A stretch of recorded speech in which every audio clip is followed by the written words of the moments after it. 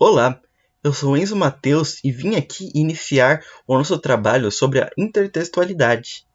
Mas não estou sozinho nessa. Estou com o Brian, o Caio, o Felipe e o Pedro. Para começar, vamos ver o que está escrito no dicionário sobre a intertextualidade. Está escrito que é uma superposição de um texto literário a outro, influência de um texto sobre outro, réplica com utilização de referências em cima do texto escolhido. Bom, você ficou confuso? Você não entendeu? Não se preocupe, não se apavore. Eu vou explicar. A intertextualidade é um recurso da língua portuguesa que faz a junção de duas ou mais obras, utilizando um texto-fonte como referência. Falando de um jeito mais simples, é a réplica de uma obra muito famosa, ou não, que tem referências a outras obras ou pessoas. Um autor utiliza o recurso intertextual quando ele traz elementos de outras obras para dentro da sua, estabelecendo uma relação entre elas. A intertextualidade pode ser encontrada em textos, músicas, anúncios, cinemas, pinturas, até mesmo pode ser encontrada em charges. E existem muitos tipos de intertextualidades. São ao todo 8. Começando pela alusão ou referência, que é feita uma sugestão ou insinuação acerca de um lugar, personagem ou acontecimento. Ela não é considerada direta. Agora, a bricolagem. A bricolagem é uma técnica de criação de textos a partir de outros já existentes. Citação. A citação ocorre na reprodução parcial do texto-fonte, por meio da transição das palavras utilizadas, seguindo da sua identificação. Epígrafe. A epígrafe se caracteriza como um texto para resumir o pensamento do autor, ou seja, ele utiliza um texto-fonte para reproduzir outro texto. Paráfrase. Na paráfrase, o escritor reinventa um texto já existente, reproduzindo os mesmos termos, mas sem perder a ideia inicial. Paródia. A paródia é utilizada com um propósito de subverter a temática do texto original, visando fazer uma crítica ou uma reflexão do assunto. Pastiche. Ela é uma imitação do estilo de outros autores, mesclando vários estilos em uma só obra. Tradução. Por fim, a tradução é um tipo de intertextualidade que traduz o texto de um idioma para outro. É isso mesmo que você está pensando. As traduções são consideradas intertextualidades. Agora, vamos ver um pouco mais sobre com o nosso amiguinho Felipe. Obrigado! Olá, eu sou o Felipe e hoje vou mostrar para vocês quando foi feito a intertextualidade. Por intertextualidade, entende-se a criação de um texto a partir de outro existente. A intertextualidade não pode apresentar funções diferentes, as quais dependem muito dos textos/contextos em que ela é inserida. Ou seja, dependendo da situação, exemplos de obras intertextuais incluem alusão, conotação, versão, plágio, tradução, matite e paródia.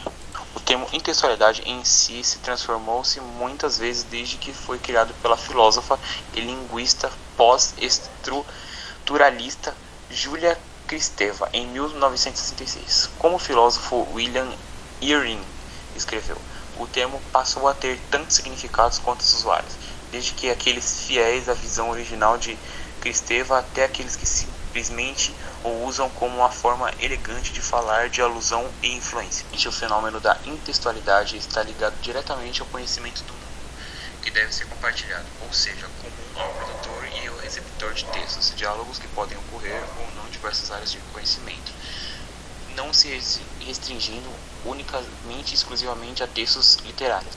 Na pintura tem-se, por exemplo, o quadro do pintor barroco italiano Caravaggio e a fotografia da americana Cindy Sherman, na qual quem posa é ela mesma.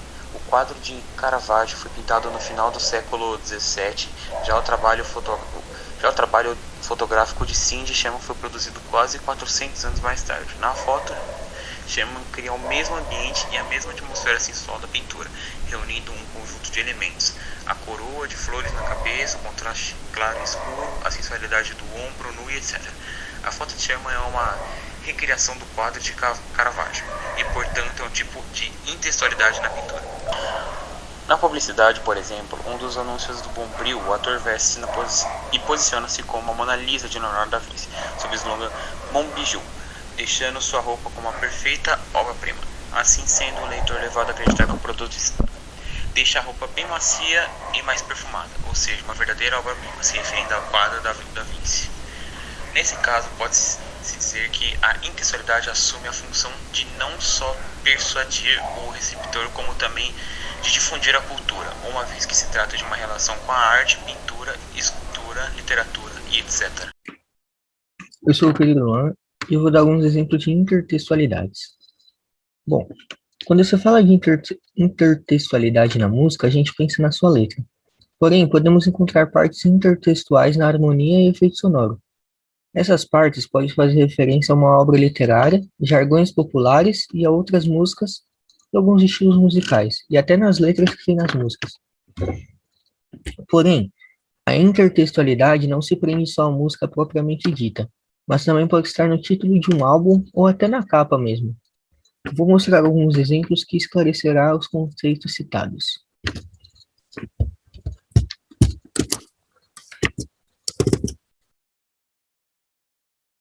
Essa é da música Monte Castelo do Renato Russo. A música faz referência à carta de São Paulo aos Coríntios. Amor é fogo que arde sem se ver, referência a Luiz Vaz de Camões. Agora, um exemplo de parafrase.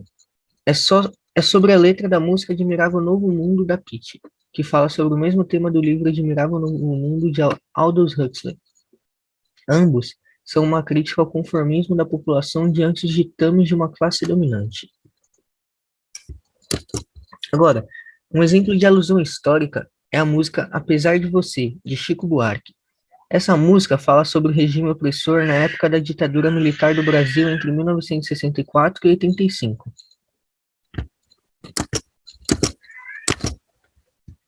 Agora, sobre elementos intertextuais na formação harmônica e através de efeitos sonoros, é essa. Bom, pela formação harmônica, temos um caso que repercutiu bastante por se tratar de um plágio, a apropriação sem autorização do autor. Nesse caso, com a banda de pagode baiana Parangolé, que copiou uma parte da música Nova Era da banda Angra. E por último, nosso último exemplo, são elementos intertextuais em títulos de música. Então, tem no título da música Sem Você, de Tom Jobim e Vinícius, e Sem Você, de Chico Buarque.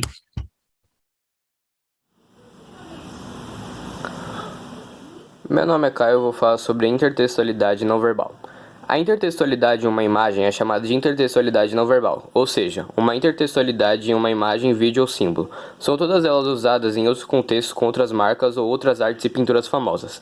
A intertextualidade não verbal é uma arte que pode transmitir humor, seja lá qual for a intertextualidade da imagem. Pode tanto ser a Mona Lisa vestida de Batman até a Balpuru usando umas havaianas. São todas imagens, vídeos e símbolos artísticos que transmitem intertextualidade artística. Pode acontecer intertextualidade quando um texto cita uma imagem que é um texto não verbal, como por exemplo um texto que explica do significado de um quadro do Picasso. Porém, é também possível haver intertextualidade entre dois textos não verbais. Isso acontece quando uma imagem faz referência a outra.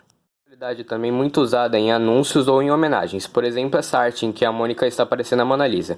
Essa arte foi feita pelo Maurício de Souza como uma homenagem à Mona Lisa, usando a marca dele, que nesse caso é o Turma da Mônica. E as outras 3 fotos são todas anúncios do Hortifruti, usando grandes marcas para anúncio como Shrek, Piratas do Caribe e Tropa de Elite. Todas essas 3 fotos fizeram paródias com os nomes das marcas em busca de fazer um anúncio para chamar mais atenção das pessoas para comprarem em sua loja. A intertextualidade nisso tudo são as formas como eles usaram as outras marcas para chamarem a atenção ou homenagear.